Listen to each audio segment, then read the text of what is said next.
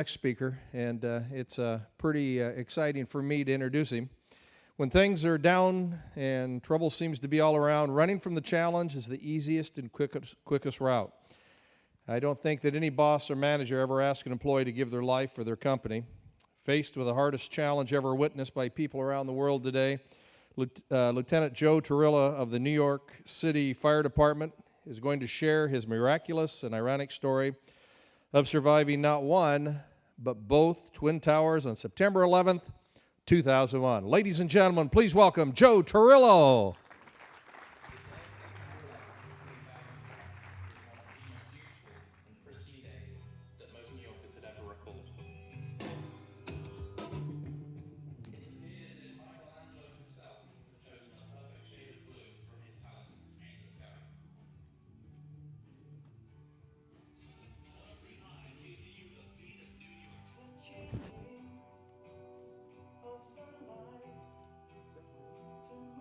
Chirping in unison as if they were welcoming the warm and bright morning sunshine and bidding farewell to the ending of summer. Then the unimaginable happened.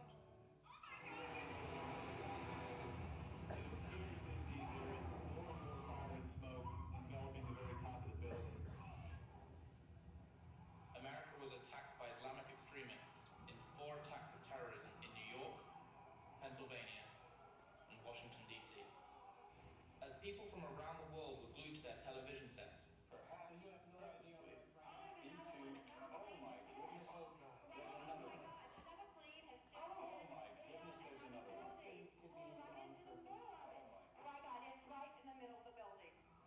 rescuers were racing to the scenes in a desperate effort to save lives.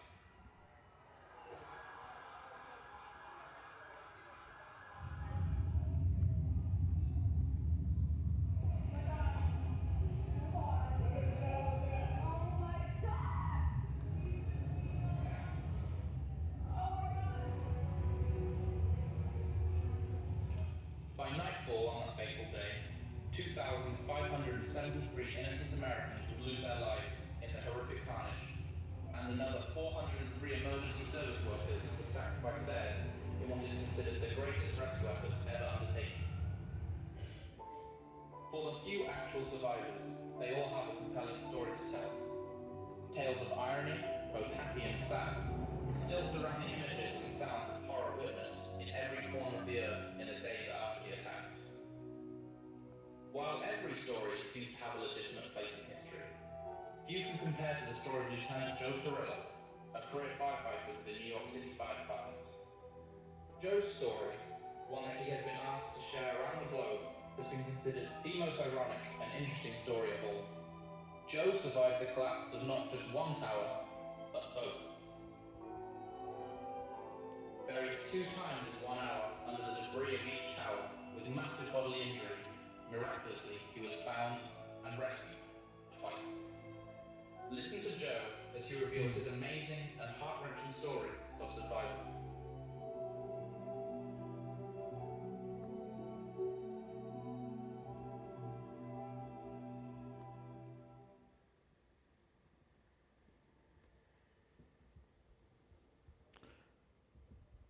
Thank you.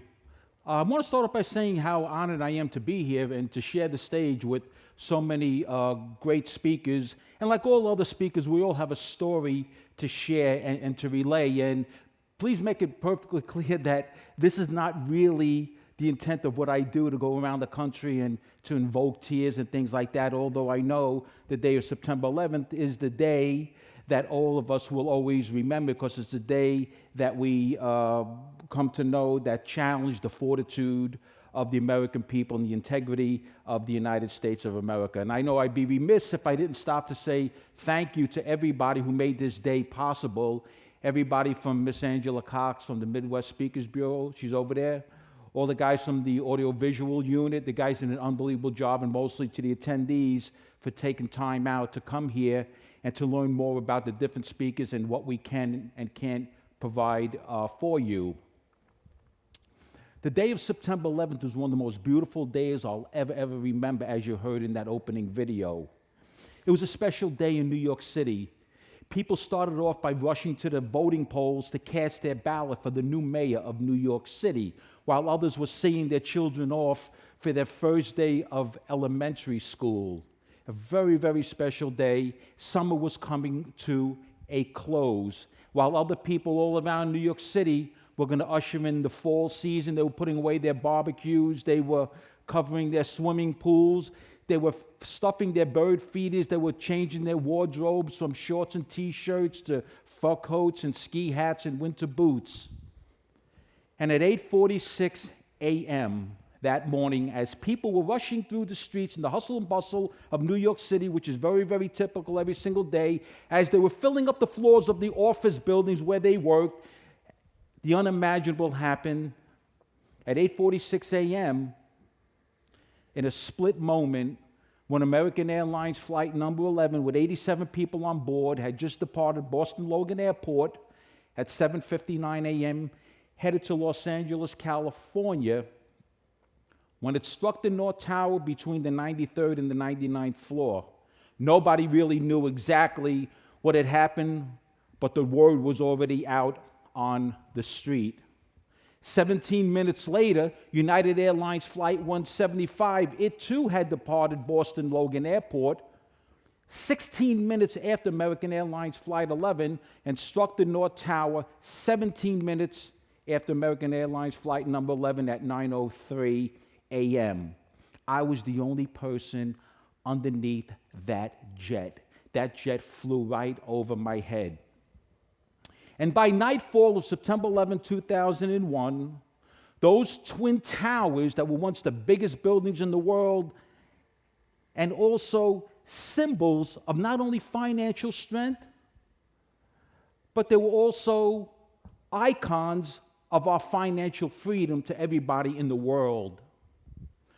And they would begin to lay down upon themselves after an hour and 54 minutes in a pile of twisted steel and tons of concrete slabs and mountains of sheetrock dust, and along with it, the mangled remains and the dismembered bodies of 2,752 innocent Americans, people just like you and I. People like you and I who wanted the same things we want. We wanted a good life, a life that we are entitled to. And one of the things I want everybody to walk away with today, before I begin, is this, because I preach this message all around the world. I just got back from Guantanamo, Cuba. I'm representing New York City at the trial at the 5 terrorists, and I'm testifying, and I'm going to confront them at their sentencing. We as Americans, and I know out of 315 million people in this country, there are handfuls of people, but small, and thankfully so, who don't think that they live in one of the best countries in the world. And I know that there's people probably in this audience who were born in another country, and at the sake of not sounding pompous or arrogant, I reserve to say America is the best country in the world. But what I will say, there's no other country in the world that does it better than the United States of America. We owe no excuses to nobody in this world to say, we're proud to be an American, because America sets the standard for all other countries to measure themselves up against. And for those handfuls of disgruntled people who don't think and believe what I believe, I'll let them in on a little secret. There's 14,200 airports in the United States of America. There's also 197 other countries around the globe. They'll have no problem finding a flight taking them to another place where they think they're going to find it better. And we all know here today, if they're foolish enough to take me up on the offer, they'd all be smart enough to book that trip with a round-trip ticket, because as quick as they leave, that's as quick as they'll be back. Ladies and gentlemen, life doesn't get any better than the United States of America. And I'm proud to say that. And I want to inject patriotism at every walk of my life for the rest of my life because of that incident on September 11th. But in the evening, when those twin towers fell down upon themselves, for the next 8 months and 19 days of the rescue and recovery effort, unfortunately, we're only able to find and identify about 60% of the people. 40% are still missing and never identified. And in all the months and the years after, everybody would be in tune to anything that had to do with 9/11. There's all these stories of irony. Some happy, some sad, and today I'm going to share mine with you because people seem to think that my story might be the most interesting of all.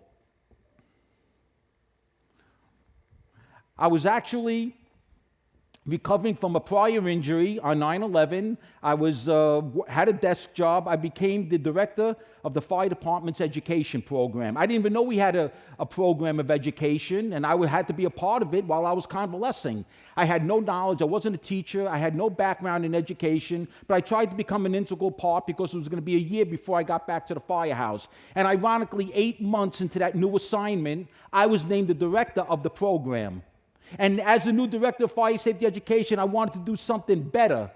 That's my nature. I always think I can take a good thing and make it better, and you should always endeavor to do the same in your job for the company that you work for. So I convinced the mayor of New York City we need a learning center where kids can go on a school trip because that's how kids like to learn. Kids are very multi-sensory. Everybody thought it was a great idea, so Joe, take on the project. They gave me a $3 million budget, and I woke up the next morning. I didn't know what I was doing. I sold this great idea of having a learning center, but I had nothing to compare it to. There was no other fire safety learning centers in New York City. I wanted kids to learn the message of prevention and survival in a very theatrical and very Disney quality venue, but I didn't know what I was doing. I'm a carpenter, plumber, electrician by trade. I can put in new kitchens and bathrooms, but what would this learning center be? It's going to be in the heart of Rockefeller Center, New York City. It's got to knock the socks off of people. So I took on the project. And for 2 years, I sweated through that project. We opened in October 2000, and in December 2000, we got a call we're being nominated for an Emmy Award, and we won an Emmy Award for the first Fire Safety Learning Center. Where does somebody like me ever come up winning an Emmy Award? I'm up on the stage, and I got the people from the creators from Disney, from Six Flags. They're looking up on stage at me. They're crying. Here's Joey Bag of Donuts. He's part Yogi Berra. He's part Tony Soprano. He's a little Mario, the superhero. Who is this guy? Still to this day, I don't know. But the moral of the story is, men and ladies, look, good things happen to good people who just do good things. That's what life is all about. Committing yourself. And that's a lot of message that I intertwine with my story. Well, right after I opened up that learning center, I get a call from a company called Fisher-Price Toys in January 2001. I thought they had the wrong number. They're calling fire department headquarters. What do they want? I said, I think you got the wrong number. They says, no, we want to speak to Lieutenant Torillo. Well, you're speaking to him. How can I help you? I'm thinking they might have opened up an office in Manhattan. They want me to go there and do fire drills, which I would appease them. They said, no, we want to talk about something you might be interested in. Are you familiar with Fisher-Price products? I got 4 kids. Well, what? They said, no, special products. We have something that are called Rescue Heroes. Do you know anything about them? I said, no, I don't. They said, let us explain it to you. We have these little action figures called Rescue Heroes that kids love. A little police officer called Jake Justice. An ambulance attendant called Perry Medic. A lifeguard called Wendy Waters. A mountain climber called Jack Hammer. Mountain climber called Cliff Hanger, construction worker called Jack Hammer. They want a new rescue hero. They want him to be a New York City firefighter. They're going to call him Billy Blazes, and if I help them design it, they're going to give me $1 for every one that's sold around the world. And that money wouldn't go to me personally, go to my education program, and I would buy smoke detectors to give them out free to people like you, and all the thousands of seminars I would host in New York City where people were willing to listen to me on how to prevent and survive a fire. It was just a way of getting people into my audience. So I had to run this idea by the mayor of New York City to make sure it wasn't a conflict of interest. And they said, no, bring in the people from Fisher-Price. And we did. We sat down in my office in January 2001. And for a whole single day, as I was talking about what a firefighter looks like with his bunker gear, which is his firefighting clothing, his tools, equipment, his air mask, the artists and the illustrators and the toy designers had their art pads and on the easels, and they were drawing up this guy. And at the end of the day, they have him right there, Billy Blazes. They took the artwork back to the factory. It took them 6 months to go from artwork to the first prototype and the first mold, which was now July of 2001. And they called us up for a meeting that says, hey, we got the mold and the prototype done. We want you to look it over. We want you to agree it can go into mass production. We were excited. They were excited. We were excited. It was a partnership we didn't invest anything in, but it was going to be an income stream for us. What better than that, right? If you're in business, if it's free, it's for me. And if it's really free, firefighters will take 3. That's just who we are. So we looked it over. We agreed to go into mass production. They want to have a big press conference in New York City. They said, where can we have a press conference? And I'm brainstorming. I'm saying to myself, well, I'm coming upon the first anniversary of my learning center. I'm saying to myself, I'm being selfish. I'm saying I can get free advertisement for my learning center if we do the press conference. This is a double hit. So I said, let's have the press conference at the fire zone. They said, what's the fire zone? I said, it's a new fire safety learning center I designed for children. We opened last year. We won an Emmy Award. This is, oh my God, can we really do the press conference there? I said, of course. I'm the director. Who you think you're talking to? Of course we're going to do it. You know what I mean? I cut to the chase. You know what I mean? You know how people just drag their feet on things? No, I say yes or no, and then things are done. That's my management skill, by the way. And so they were so excited because it was very apropos to the project. We're going to introduce the new children's rescue hero at the new Children's Learning Center in the heart of Rockefeller Center, the second largest tourist attraction in New York City. This is, okay, we know when we're going to do. I'm sorry, they say we know where we're having the press conference, but when can we do it? It's July. We're anxious, we want to get them out there. I said, let's do it in October. It's Fire Prevention Month. It's the longest running health initiative in the world. It goes back to the burning of Chicago in 1871. This is, that's a natural tie to the project, but, it's a little too close to Christmas time, holiday season. We want to get Billy Blazers out there a little sooner. And I couldn't think of another date that was appropriate. So I says, why don't we have a 911 day in New York? That's the emergency phone number. Let's have a 911 day. So, ladies and gentlemen, on September 11, 2001, at 9 o'clock in the morning, every TV station in New York City was waiting for me to introduce the new rescue hero to the world, a New York City firefighter, Billy Blazers. And by the time the sun went down that night, 344 firefighters were declared dead, okay? Right there is all that was left of me, my fire safety education car. And I was gone, and they called my wife and kids to say I didn't make it. And eventually they found me alive in another state in a hospital. I had a fractured skull, all my ribs were broken, my shoulders were torn, my back was crushed, I was bleeding internally, and I was misidentified because when I was on my way to the press conference, I was wearing a dress uniform, and I rushed into a local firehouse, and I took my uniform, and I borrowed a set of bunker gear from a firefighter off duty, said Tommy McNamara. So that night, I was misidentified as Tommy McNamara. I don't know if I look like a McNamara, but don't mess with me on St. Patrick's Day. So in closing, I just want to say, listen, this is not really everything I do. This is a story that I share with you because people want to hear this story because it's so ironic about Billy Blazers. That night, 344 firemen were declared dead.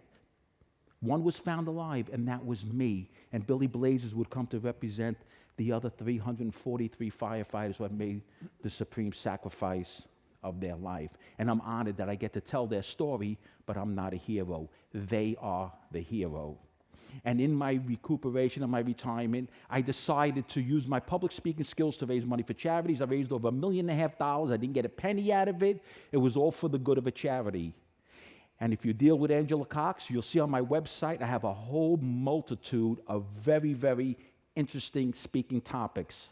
And if you invite me to come and speak for you, I'll be more than glad to share this presentation as the opening. And in closing, just let me say, don't ever forget you don't owe no excuses to anybody in this world to say that you're proud to be an American, because today, as we stand here, 1,343,812 men and women since the days of George Washington laid down their lives when they took up arms to defend our rights and freedom. If you don't honor that, maybe you were not born without honor at all. And in closing, let me say, if I don't ever see you again, God bless you all, always, in all ways. Thank you. Joe Torillo, nice job.